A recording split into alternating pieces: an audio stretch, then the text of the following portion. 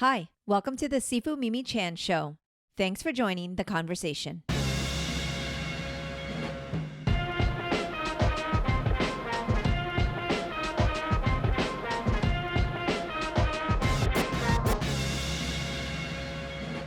Hello, Cliff. Thank you so much for joining me on the podcast today. Thanks for having me. Oh my goodness. Well, just before we get started, huge shout out and thank you to Brian Gavon for introducing us and connecting us. I've been stalking him for several years, and now he's kind enough to allow me to stalk his friends and colleagues. Happy to let me know if I can put you in touch with anybody. We'll just keep this going. Oh, you don't know what you've just done, sir. Right. I'll send you my scroll long list at the end of this No problem. this podcast. No, this is really funny. This actually, there was a time where this used to be called Culture Chat, and I used to talk mainly just about different people and their experiences. My podcast was born out of 2016's kind of political, frustration personally, and just a lot of things going on. But What then, do you mean? I'm not sure I follow. yeah. What happened in 2016? Yeah. Oh my. Yeah. Right. Yeah. So, and then I ended up just getting really lucky to just talk to all the comic creators I liked, and people were introducing me as Comic Chat to others. Like, oh, you go on Comic Chat with Mimi Chan, and I was like, sure, I'll just roll with it. So it's now back. I've kind of like rebranded it, and have it a little bit more personal to myself. So hence the Sifu Mimi Chan Show. But it is fascinating. A lot of our listeners know, like, I love comics. And so selfishly, I just seek out all the creators that I absolutely adore and admire. So thanks for being here. Oh yeah, no, it's my pleasure. Yeah. I've actually been a big fan of your work for quite a while, in particular, and I'm sure you hear all this stuff all the time, but obviously, like, it's on my shelf, Paper Girls and your Wonder Woman run, and so those really jump out at me. But I read something really fascinating regarding Wonder Woman because she's had such a variance of artists that have been able to bring her to life and everything. But I saw that the set of Forever stamps was kind of modeled after your version of that iconic Wonder Woman image. How did that feel? That was amazing. I hadn't expected it, and honestly, that this is just a program that they were doing with the USPS. Yeah. And then when I heard that they had selected one of my covers to use as the basis for one of the stamps, it was just it's like winning the lottery, and and it was such a cool image to see, like, just printed and just everywhere like that. And I think I'm proud of it because I thought it was like a great representation of female strength, and that's one of the things that I think Wonder Woman stands for. And so as a modern interpretation of Wonder Woman, it was just really flattering and an honor to be recognized that way.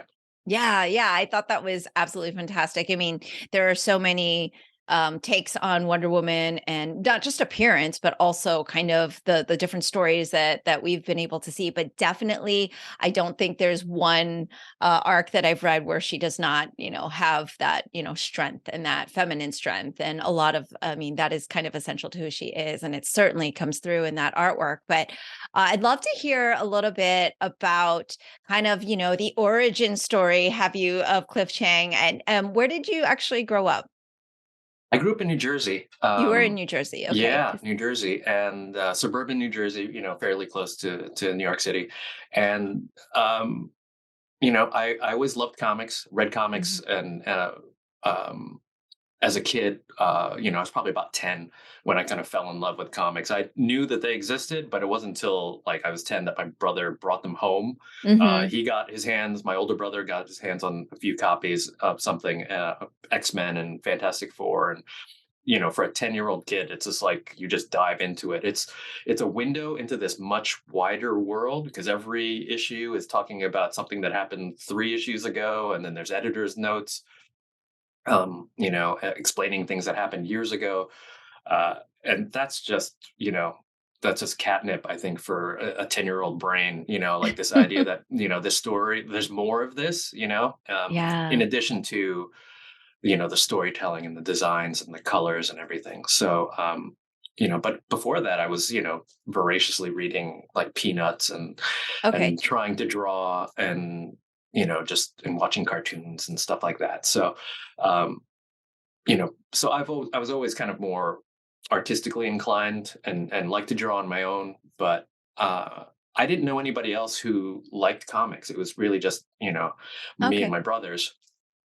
So you And hadn't found that comics community amongst your no, schoolmates. So what was yeah, your school dynamic like? Because I actually not familiar with the New Jersey area. I'm in yeah. Florida, but was Oh, it a okay. very Yeah. mixed, diverse area or Not at first. okay. That was the interesting thing about it. As I was growing up, I saw the town change, and Okay. then to the point where, I was like one of 4 or 5 Asian kids, in my elementary school. Hmm. And then, by the time I graduated high school, I think there was maybe 20, 30% Asian Wow. population. Yeah, Okay. so just a huge boom, and not necessarily always smooth, but this part of New Jersey has quite a few Asian people these days, and so and then I lived in New York as an adult, and now I've moved back to New Jersey, and then seeing it and being part of this community now is very different as an adult too. Hmm. You really sense, you feel it's comfortable, and there's H marts everywhere, and it's like it used to be so hard to get like decent like Asian groceries, when I was Right. growing up, and we'd Right. have to go to like You'd have Chinatown, to go to Chinatown. Yeah. yeah, and and seeing how much Korean food and K-pop, K-drama, and like all the way these things have kind of permeated into pop culture and mass media is fascinating to me, and like feels like it was always going to get there, Okay. or my hope is that it was always going to get there, and Right. now that I I sometimes I'm just astounded by it, and other times Yeah. I'm just really grateful for it. Yeah, 100%. I echo all of that because, having kind of come from a little bit of the entertainment industry, in the late 90s, early 2000s, it just didn't feel like there was a place for me personally. Yeah, And like you said, there was that hopeful, but I just don't know that I thought that we would be where we're at. We're literally like, the Oscars just happened, right? And we yeah, saw the remarkable wins there, and just what that really means for Asians and Asian Americans in that type of industry. But like you said, K-pop is so mainstream; it's yeah, just not even limited to Asians who like that or Asian Americans, right? It's yeah, it's yeah, very much every other person knows. I yeah, don't even know all the yeah. names of the K-pop stars, but Right. my kung fu kids, they all know them, right? And so when you were kind of growing up, you mentioned that whole like, oh, we had to go to Chinatown experience. And did you, because I love to kind of compare different areas of the country and what that experience was like, because for me there wasn't, like Yeah. what you said, there was like 1 in 3 or 1 in 2, and we're very exotic. And for Right. me personally, I had kind of an issue with embracing that my own culture. Oh, yeah, I mean, did you absolutely, feel yeah. the same way, or were you like, "Yeah, we're going to Chinatown for our Yeah, groceries," or was it kind of like, did you feel other, I guess is the question. yeah, definitely. But let me ask you a question. Did you grow up, in Florida I or did. where? Yeah, I was Yeah, born in okay. Boston, but I've been here since I was 2, so Got it. Florida. Yeah, there's definitely, I mean, that's the thing. Even when there's, just a few other kids, you're always aware of not being, um, in a group, you might be the only Asian kid, you know, Right. and it's just something you grow accustomed to, Mhm. but often you feel othered, and not intentionally, but it's Yeah. just, it's just what happens. And then, you know, and you learn to live with it, and maybe not always in the most positive ways. Now, having lived in New York and moved away from it, I'm so grateful that there are so many other Asian people around. There's just this level of comfort around it, just not being the only one in the room. You know, Mhm. I Mhm. think that's really, there's something subconscious about it, I think, and uh, it helps. And you know, but as far as like embracing Asian culture, it's a funny thing. Like me and my brothers, we never learned Chinese. Mhm. We spoke a little bit of Taiwanese around the house, Yeah. but we didn't really take like Chinese classes and stuff like that. I tried to for a little bit, but then it just never stuck. Right. Um, and so we would go to Chinatown or go to, my parents were pretty religious, so like, or go to various churches and things like that, Asian churches, Yeah. uh, and so that was kind of my connection to it. There was also like a Taiwanese like social like community, and without that, I don't know if I would have had as strong a connection to it. Mhm. But it was almost like having two lives, like Yeah. it was my family life, which was so Asian, and then school and friends, and so you're always constantly navigating, and code switching, I guess, Yes, and yes. and feeling, going from one place to another, and wondering what the rules are, you know.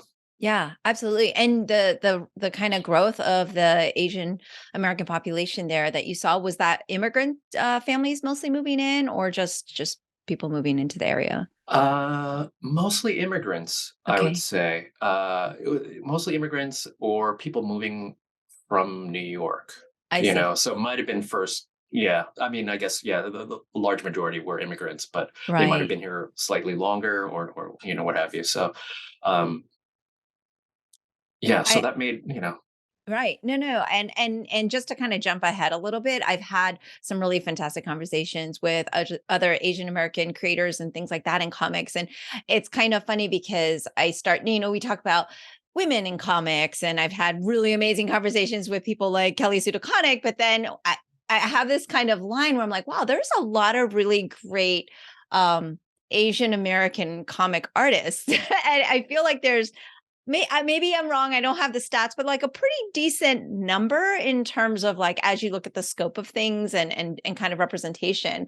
I was curious on your thoughts on that, if you think that's actually a true statement, or if that's something that you noticed as you kind of went into that industry, and then we'll jump backwards to kind of, your school and yeah. all of that. But I was curious because it just jumped into my head, as I've had conversations with other artists, and Yeah. someone actually brought it up, and I can't remember who, so I don't wanna misquote. Yeah, I think, over the years, there's certainly more and more. I think,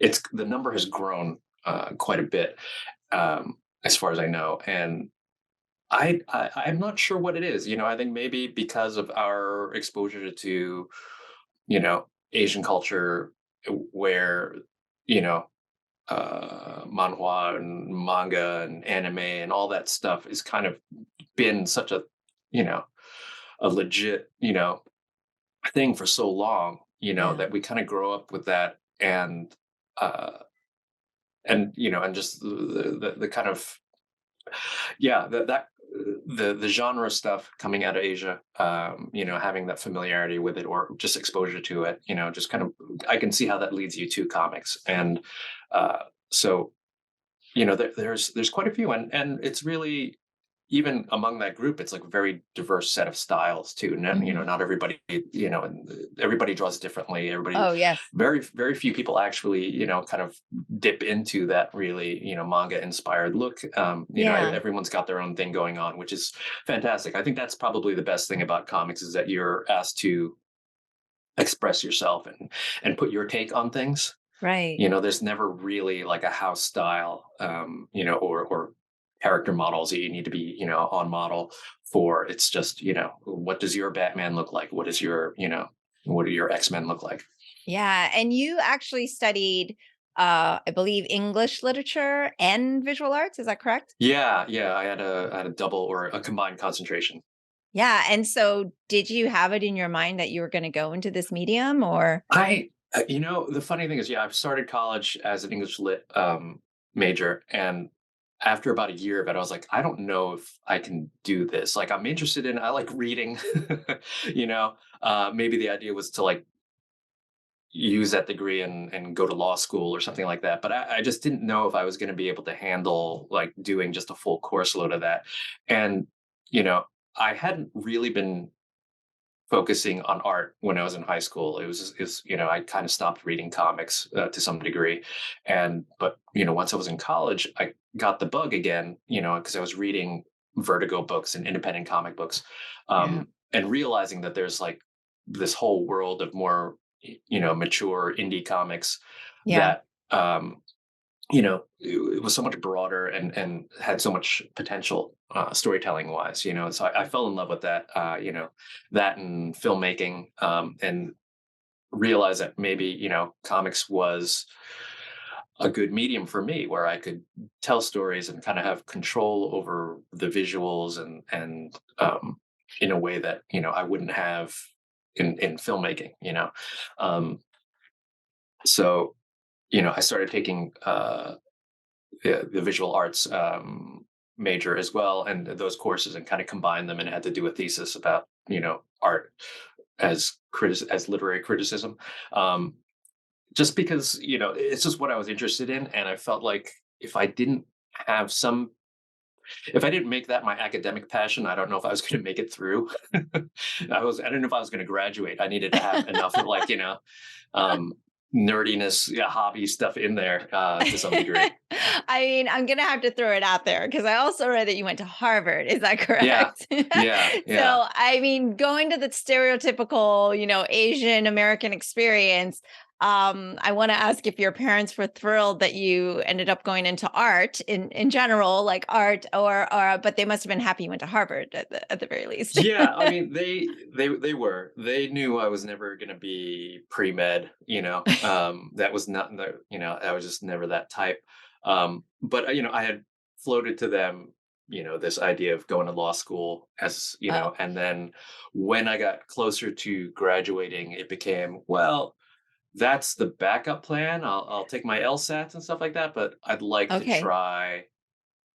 I'd already kind of like, gotten the okay to switch, to combine majors and stuff like that. But then, um, I was like, I'd like to try and work in comics. So let me, keep that, the law stuff going as much as I can, but then also try and explore comics, and, so once I graduated, it was, I'd gotten into law school, but deferred for a couple of years. Wow. Um, and while I was trying to find work in comics. And luckily, I ended up in editorial for a few years, which Right. really taught me, how comics are made, and allowed me to talk with, staffers and artists and writers. And that became grad school for me. Mm. It was comics grad school. Yeah, yeah. And what was the reaction from your parents, if you don't mind me asking? Because people don't Confusion. understand. Yeah, people don't understand as an Asian American, like you're afraid to tell your parents you want to do something else. I'm like, hi, I want to go to California and pursue acting and movies. They're like, what? Yeah. This is Yeah. your path. I think people, Yeah. even as a full grown adult, like as a 40 something woman, I'm still afraid to tell my parents things. And I think Right. a lot of people don't understand that dynamic, except for other Asian Americans, usually, not to be stereotypical, but Yeah. there's I something there. I never knew, like, how hard my parents would come down on it one way or another, really. Okay. I suspected that they would kind of be okay with it.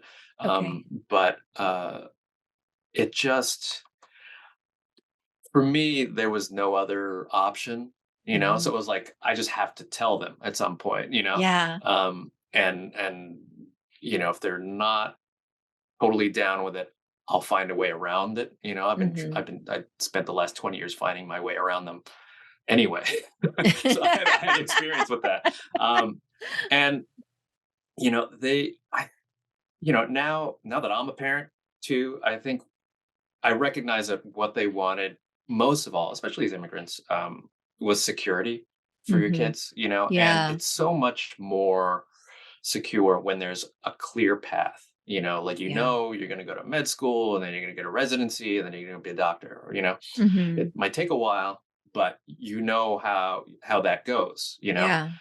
And when you go into the arts, there's no path. It's a lot of luck, and No and guarantees. yeah, and so I can understand their trepidation, but Yeah. and the funniest thing was, for a while, like working at DC, my mom would just tell people that I worked for Time Warner, or like, like it didn't. there was no way to explain what I did, and Right. certainly to her peer group, they would not have gotten it. So, so I worked at Time Warner, and Understood. yeah.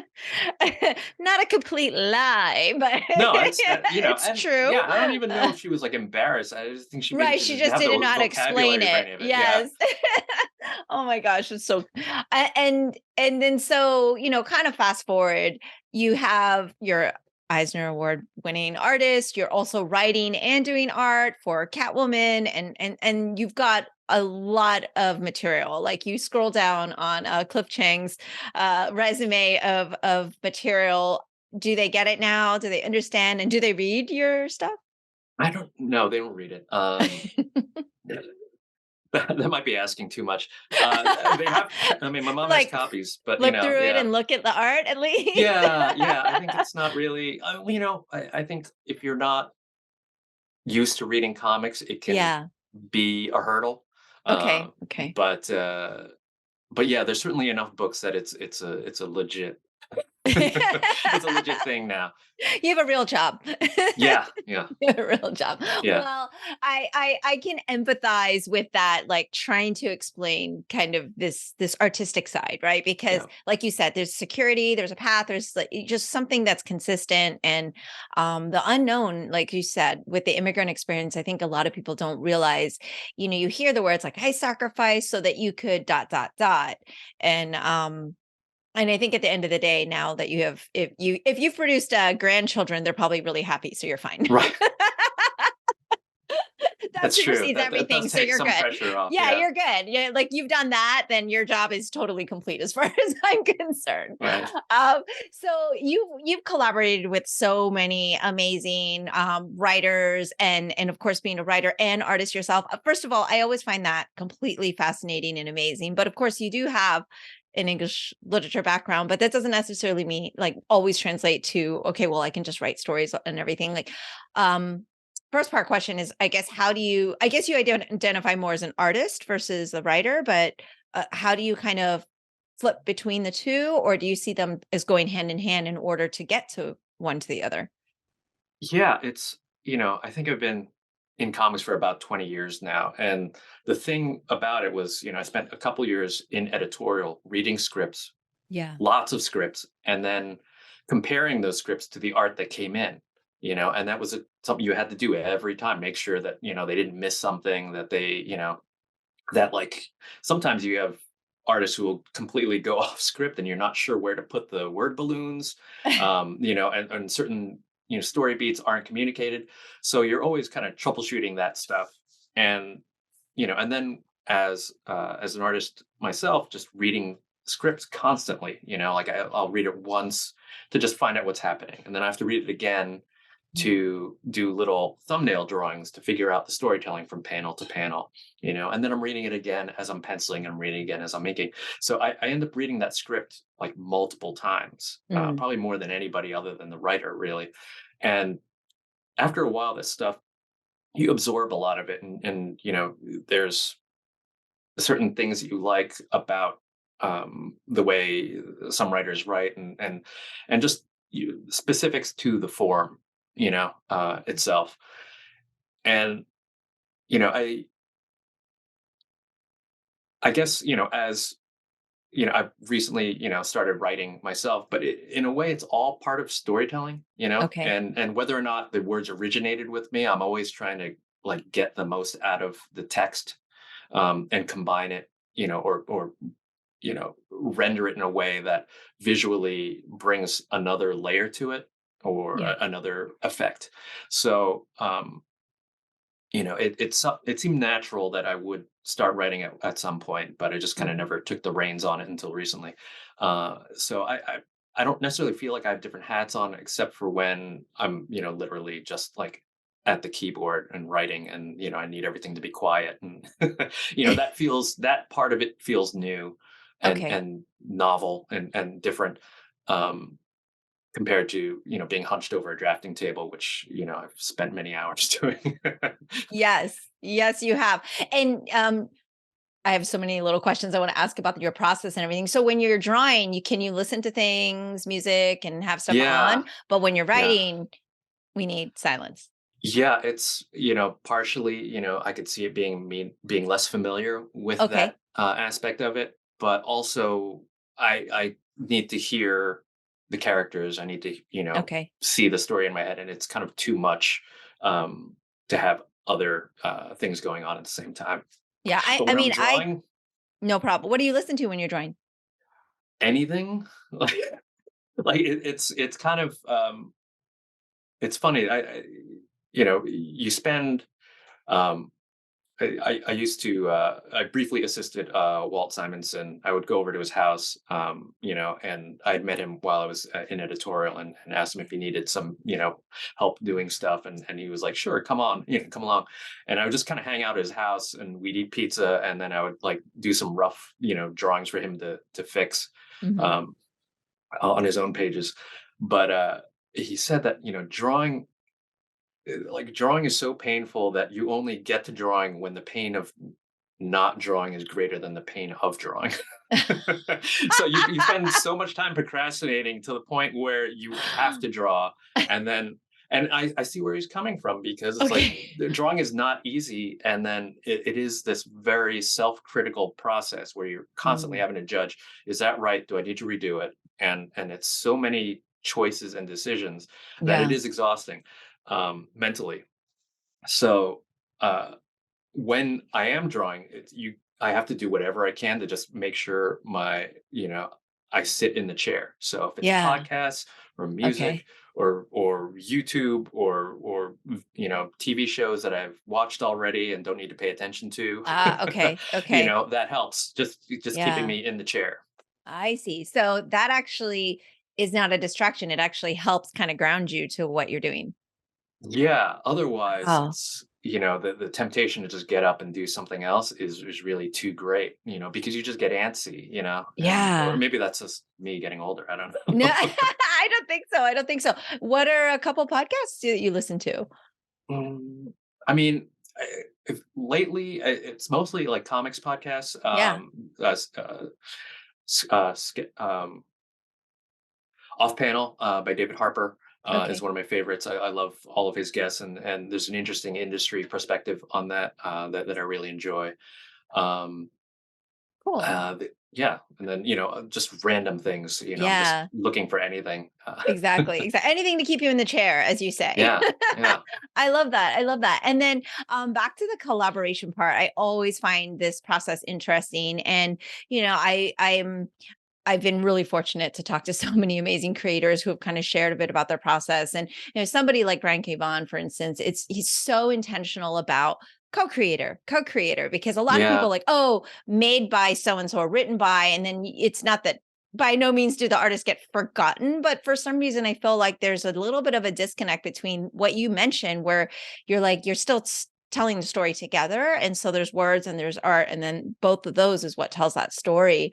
Uh, and I know you've done independent projects like Paper Girls like that, where it's very collaborative. If I'm correct, I mean, give me all the details on how it is to Yeah, collaborate with BK Mon. he's He's a never gonna listen monster. to this. I'm just kidding. Yeah. He's just a slave driver. He's like, more Yes. pages, Yeah. more, Right. faster Right. now. Where are these? Yes. Uh, it's Brian's incredibly generous. Yeah. He's his scripts always start with this, statement of, if you can find a better way to do it, then do it. Yeah. And so he's not precious about stuff, even when and there have been times where I missed something and dropped the ball on it, and he'll just roll with it. You change a line, um, and that'll take care of it usually, but Mhm, mhm. he's he puts so much work into his scripts. I know that by having read them, like they are very intentional. Every moment is very specific, and you can't always just go in. And with some other writers, you can just add panels here and there for beats and things like that, or you can Okay. kind of mess with the pagination a little bit, because they're not always doing the page turns and stuff like that. But Brian's so intentional about all that stuff that once you do it, um, if you add a page, you actually have to add two to make sure that you don't screw up something later. Mhm. And I appreciate that so much, because he's put 100% effort into his script, and then he passes it along to me, and so he expects, and I owe it to him to do my best on it and to respect the work that he's done there. So I see my job as trying to pull the most out of it that I can. Yeah. How can I plus it? How can I make sure that we don't lose any of this subtlety that he's gotten there? Which for someone like Brian, yeah, there's so much in there, and it's really a great creative challenge. And when I get it right, it's really rewarding. Yeah, and I asked him this when I had the pleasure of talking to him. Like, so do you just sit there and think, "Oh, this is the most beloved character. I will now kill them," or "I will now, make the audience cry." So you probably, are the first to read some of Yeah, these and he things. doesn't tell me that stuff ahead of time Do you either. go, "Oh my gosh, how could you do this to so and so?" As you go through and you read Paper Girls, and then the first time, you like Aaron gets shot or something. Like, wait, what's happening now? Yeah, you Do you never also know, right? do you get Yeah. shocked? Do you get just as shocked as we do? Part of me, I think, is like so like hardened by Saga that Yeah. that like Where he as soon kills as everyone we love, yeah, right. obviously. So I was like, everybody's fair game. Like it could be anybody.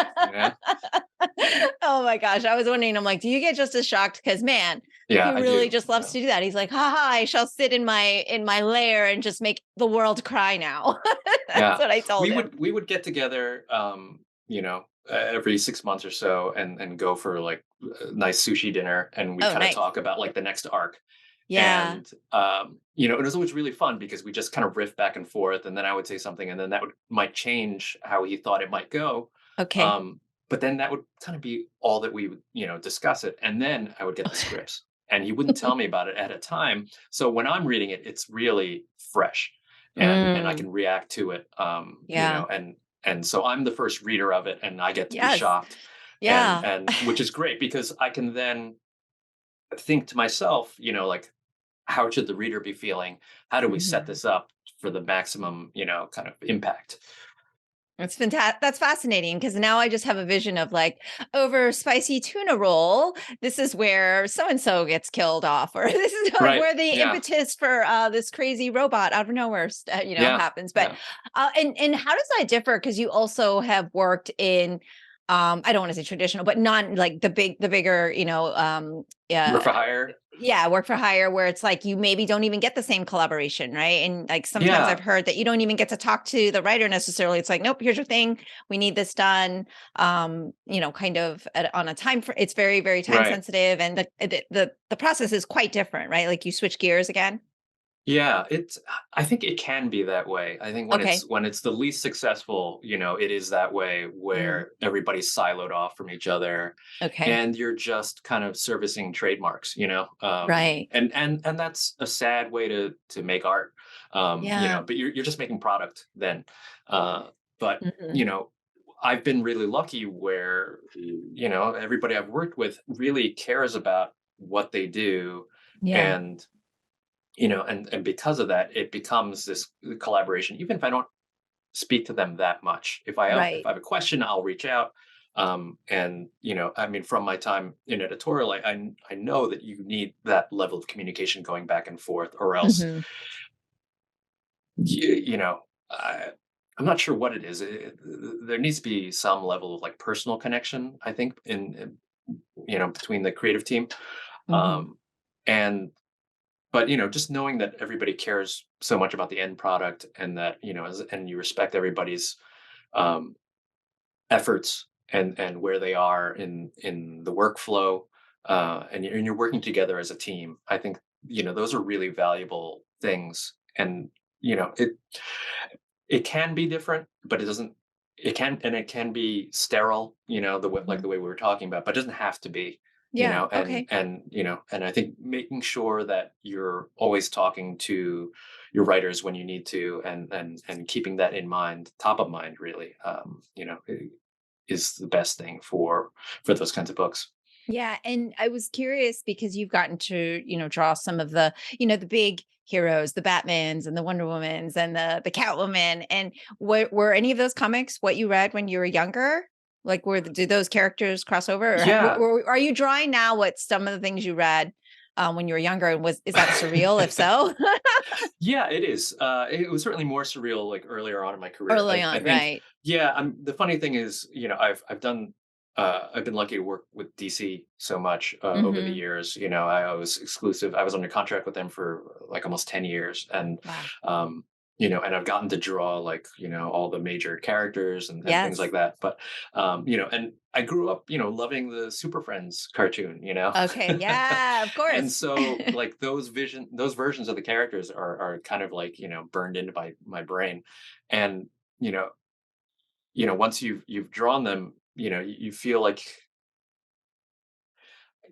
I don't feel the same like burning need to have draw everybody in the DC pantheon these days, Mhm. because I've had a chance to do it, um, but it's it is funny to kind of realize that that I my version of those characters is out there somewhere, Mhm. and and that's really great. I think especially with Wonder Woman, I hadn't expected at Yeah. all to be working on Wonder Woman, but then when that Okay. chance came around, um, we really embraced it.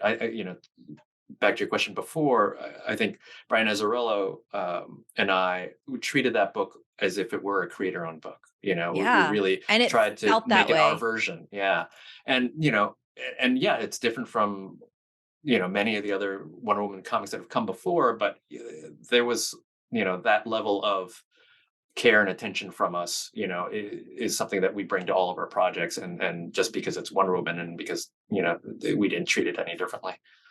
Speaking of Brian Azzarello, he has not come on the Sifu Mimi Chan show yet. So, if he would like to, it would be great. All right, sounds good. Noted. First one on the Yeah, list. No, but and yeah, that run was fantastic, and it's like I said, just so cool that now it's also immortalized on postage stamps. And I love when we get cool postage stamps because they're yeah, generally, they're very hit or miss. It's like, what is this? It's some kind of ship or some random thing. right. So I love when it's something cool like Wonder Woman, or remember they had those like Year of the Dragon ones, and it was like this really cool dragon art. So yeah, Yeah, loving all of that. I would love to talk a little bit more about what brought you to Catwoman Lonely City, because that's just, hey, I'm going to do it all. yeah, And that was that's kind of crazy to be able to have to do everything but also have the ability. So yeah. congratulations first of all. So, Thank you. Thank you. yeah. That project was a bit of a surprise. As Paper Girls was winding down, I wasn't sure what I was going to be working on next. And then Mhm. the editors of the DC Black Label reached out to me and specifically, is there something you would want to write and draw? And Okay. I've been thinking about it for years, but just never really had the courage to pitch something. And it was always easier to just work on a book with with a bunch of collaborators as well. Just you just know you're comfortable, and Yeah. Yeah. but this seemed like, well, if I'm gonna do it, I should do it now, and Yeah. I've, over the course of working, you kind of come up with all these little pet theories about how comics should work and what, things you'd like to try out. And this was, kind of my sandbox for it. And they asked me, do you have a giant epic, story involving the entire DCU? Would love to see you design all the characters, and Oh something my like gosh. Darwin Cook's New Frontier. And I love Darwin's work so much, and it's just I spent 6 months trying to figure out what my version of that would be like, and I had nothing. And Mm. I realized that, those kinds of stories, as much as I enjoy reading them, they're not necessarily the ones I like to tell. I really do like focusing more on individuals and smaller Mhm. moments Yeah. that really show character in subtle ways. And, you know, I also realize that, I love superheroes, but I also love them when they're kind of mashed up with other genres. Mhm. And so the idea of a Catwoman heist story seemed really natural, and people know Catwoman, you know.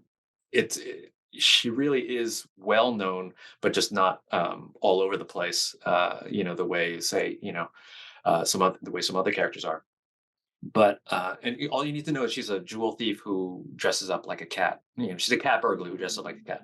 Yeah. And I thought that was such a great blank slate. And sometimes she's a villain, sometimes she's a hero. That gray quality, I think, was something I really liked. Mhm. But in thinking about the stories that I've loved and influenced me, I thought about Dark Knight Returns, and the idea of an older Catwoman really seemed compelling because she's been portrayed so much as a sex kitten. And then when you make her older, uh, and you maybe remove society looking at her in that way, then like what Mhm. does that do to the character? And like how does that open her up? And when she has to um, you know, then deal with, ageism and sexism Yeah. on top of everything else. I thought that really gave me a hook into the character. And, and once I had that idea, I was like, I have to do this. And if I'm going to do this, I should do all of it. Um, you know, uh, I, I've been coloring comics, and I had never lettered before, but I kind of, did it on, a couple short things here and there. So the idea of kind of tackling all of it, was really appealing. There's lots of little decisions that get made, and when they're all yours, there's a lot of nuance there that adds up to Mhm. something. The things that are you can kind of, you know, when you're working with other people, the collaboration is really great because they think of things you didn't think of. Yeah. But um but when the decisions are all yours, I think almost on a subconscious level, like those things create another level of narrative to it. There's Mhm. something kind of holistic, about it, and where it all kind of works as one piece, hopefully. Yeah, no, I will be fully in admittance that it's on my to read list now, and everybody out there also should be on your to read list. And I'm also a bit of a brat, right? I like things to be complete.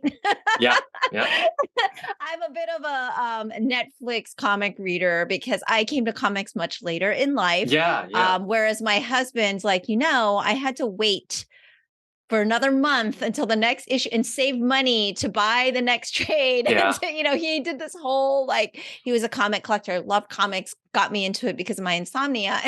And so I'm very much a digital reader as well and everything. And so I'm Right, like, wait, what? I have to wait a month. I won't even remember what happened last month right, because yeah. or I last don't blame year. you. Sometimes Yeah, it's like 6 months or a year between comics. And I'm going, oh my gosh. And he goes, yeah, that's why you reread it. Like he's like, my comic had been right. reread thousands of times, and that's why you know so much about Yeah, the characters. right, Whereas right. now we're just lazy readers who just kind of, I already read it once. But back in the day, and this is why I think you get the proper geeks who really know the characters because they've actually digested the material. They've seen Yeah, all of the artwork from top to bottom of the page, whereas if you're just so excited to read, you barely get that second read in, and you learn yeah, so much from that second read. I admit, like there's definitely yeah. comics. It's Well, true. I admit I had to read Paper Girls twice because anything with time jumps Right. and it's like I always have to reread that anyway twice. But that was like, oh, the second read you get so many, and you get to really enjoy the art more too. So but I'm totally a brat, and I admit that I was like, oh, it's finished now. I can start the Yeah. Now you run. can read That it. was Yeah. like No. now I can read it. I mean, It's been that's really true, and I think that is part of um that's how comics has actually been able to grow, is that yeah. you're not always assuming that you have this monthly issue reader, and Mhm. the fact that we can have complete stories in one book out there on the bookshelf for people to pick up without any prior knowledge, is really important, Mhm. and Catwoman Holy City was meant to be a book that anybody could pick up, that they didn't need to have read 40 years of Batman comics or Catwoman comics to Yeah. get it. Like Yes. the Yes. the basics are there. Everybody knows who Batman is, everyone knows who Catwoman is and the Joker, so Mhm. uh and the rest of it gets explained to you as much as it needs to, in the course of the book. So Yeah, uh especially now with the canon, there's you're no like, right or wrong way, right? Yeah. yeah, you're like, wait, which was this the reboot or the before? Like, because now we're Right. talking No. so many Yeah. years of history, Yeah. and then there's like Yeah. new history and like Yeah. it can That's a get kind of deterrent. crazy. Yeah, it can get very crazy and Yeah. difficult, right? Yeah. And I think it's finally changed, and you could correct me if I'm wrong, because there was a moment probably in the earlier 2000 where you're a purist, right? If you didn't know all of all the stuff from before, then you didn't really love the character. I think now, like you said, it's more accepted, and maybe creators have changed to that where, hey, our readers out there are not the monthly readers. Like we have to adapt to the demographic a little bit as well, right? Like, because I think our time, also our attention spans have changed so much, Yeah, right. as consumers anyway, for anything, right? Whether it's TV or film and everything, I think it's changed a lot. But as a martial artist, one of the things I'm always curious about is um your discipline process, because I know it's like you said, hours sitting at a table and coming up with these things. And I'm not sure if when you're collaborating, you get, art block, writer's block, that type of thing where you don't know what you're doing, but maybe with collaboration, it's kind of laid out. So it's more like an assignment, not quite sure. But I know Yeah. for sure in Catwoman, Lonely City, I mean, were there times where you had like the writer's block and had to step away? Like, what's your process to getting back into the work, and getting Yeah. that creativity happening again? Because I find that must be unbelievably challenging. Yeah, I gotta say I've never experienced a block. I've been lucky enough. I mean, because I'm getting a script, and then there's there are your marching orders, Yeah. and you just have to find the best way Yeah. of visualizing it.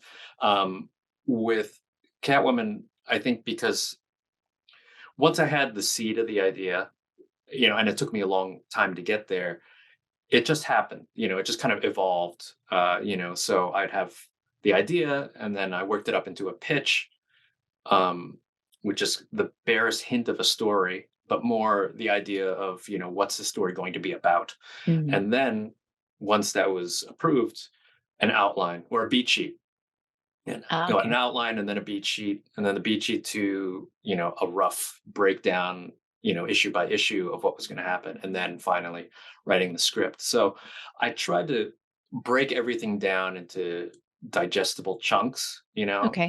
where so you don't get overwhelmed. I think a lot of what happens with block is that, like, you know, there's so much you could do and you're paralyzed by all the choice, Mhm. And so for me, it was like, all right, let's just focus like on one stage at a time and make it as good as you can, and Mhm. then move on. And if things need to change or need to be fixed as you move, then you roll with it.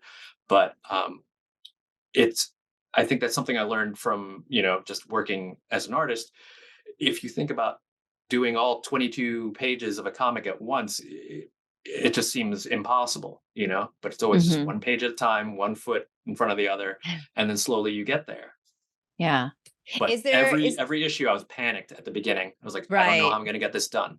I guess it's that daunting in the beginning, is like that daunting how to get started. Is there anything, because you mentioned when you're younger, you were always very artistic. I don't know if you were involved in other things like music or anything. Is there any discipline that you did when you were younger that Yeah. attributes to kind of how you have, because you when you're talking about your process, you're making it sound very easy, but I know Oh yeah, just from right. the hard work aspect that you're clearly very disciplined. Like you clearly have a very could very structured work ethic, and you're clearly disciplined. So is there anything that I attributes to that? Yeah, I studied piano Ah, as a kid. My mom okay. was a music major, music teacher, and all that stuff. Oh, So okay. she was on me like all the time and practice. Yeah. And I played piano for like 7 years. And you know what? I didn't love it, to be honest, and that's why I Mhm. stopped. Yeah. But um, I I learned it enough to know that I wasn't great at it. Mhm. But technically you can still get somewhere, I was Yeah. never going to be a concert pianist and it didn't have that desire. But Yeah. I learned enough about music theory and had enough, kind of manual dexterity to get to some more slightly more difficult pieces. Mhm.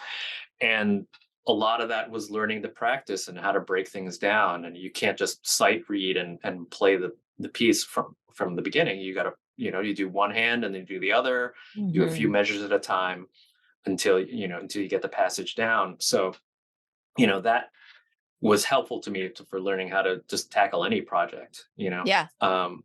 But the hardest thing for me probably is just time management. That level of discipline for me is Mhm. really difficult, and it waxes and wanes. Sometimes I'm really on it. I mean, I can get to drawing early enough in the day that it feels like I'm productive. Yeah, that's the funny thing is, like, not really a morning person, but if I get to the drafting table and can put in a few hours before noon, that's an incredibly productive day. And in that 3 hours or whatever, 2 hours even sometimes, you get so much more done than if you start at like 1 p.m. and just racing to get and work into the night. So it's just one of these funny things, but it doesn't feel good. I don't know why. Like, I really enjoy working late at night. I've always Yeah. enjoyed that. I don't know whether that's like me making excuses or whatever, but like, there's something nice about it being dark and it's like Mhm. 10 or 11 and it's just you and the page.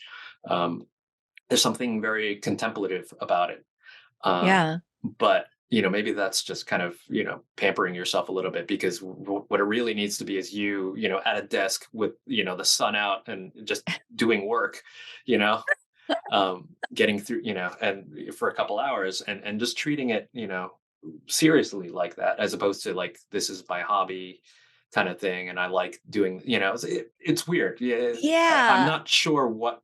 I don't have a great art practice necessarily. Like, it's all work to me. Yeah. I enjoy it, but like, it's the job. I don't keep a sketchbook. I don't really draw for pleasure. It's an odd thing for an Mm. artist. And and I've never really done that. I always kind of needed like a job, I needed a Mm. goal for it. And so so yeah, I mean that might contribute to me being, at least not being so precious about it. And making sure that I just get the work done.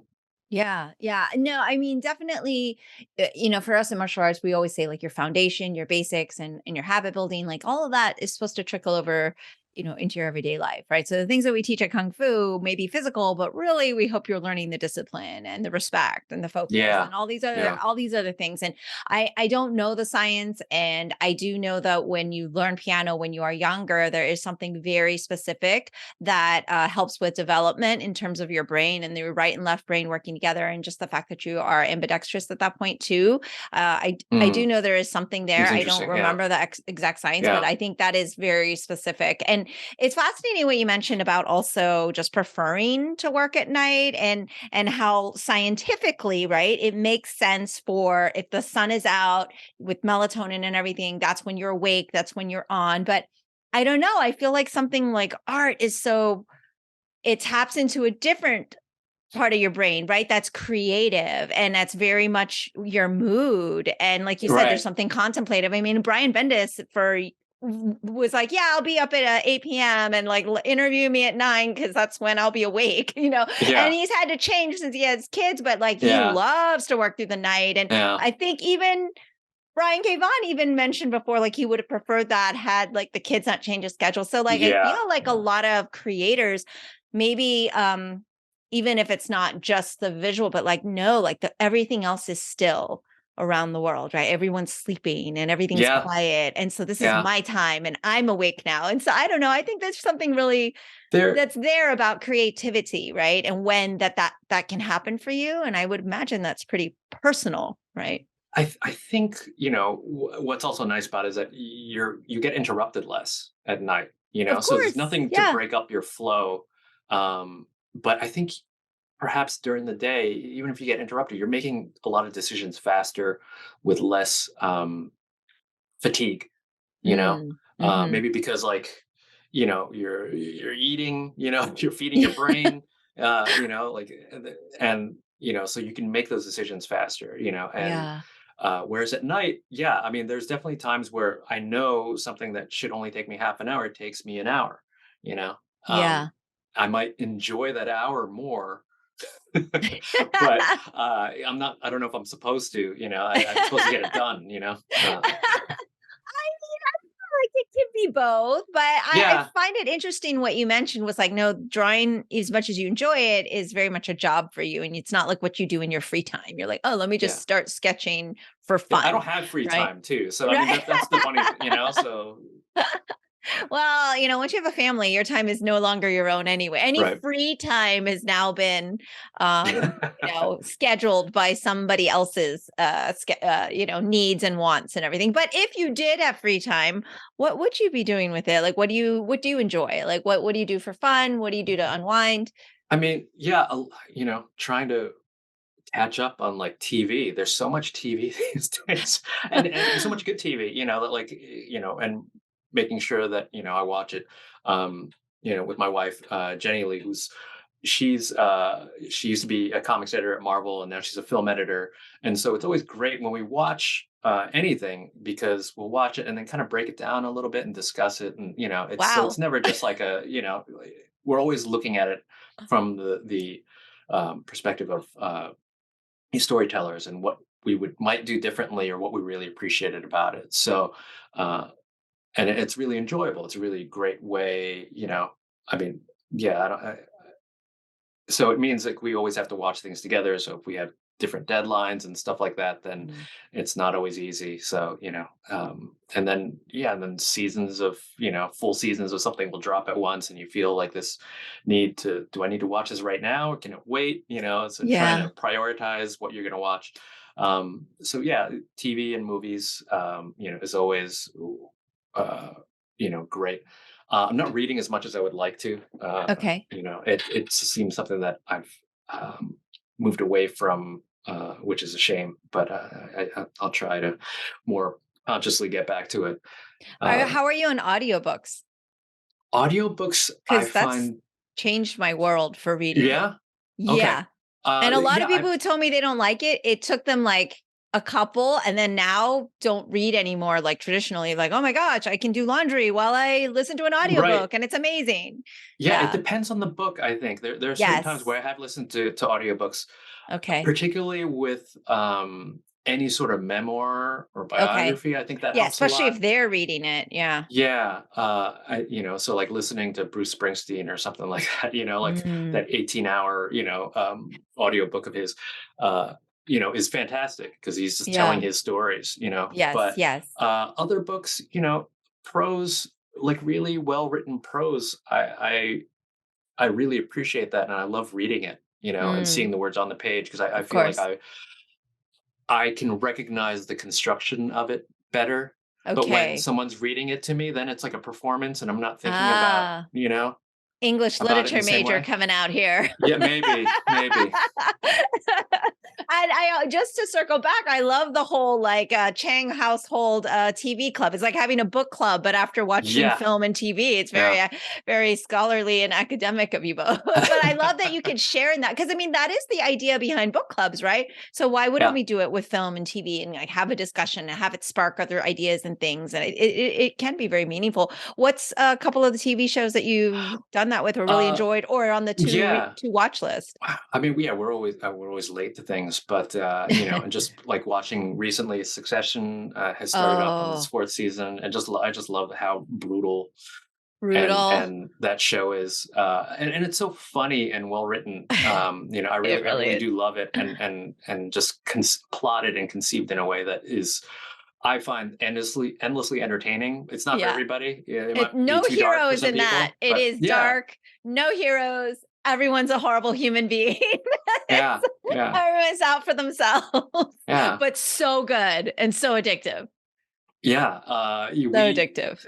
It's dumb, but like we hadn't watched Ted Lasso, Oh, so now we're on it yeah. though, That is a and great balance to Succession, yeah. by the way. Yeah, absolutely.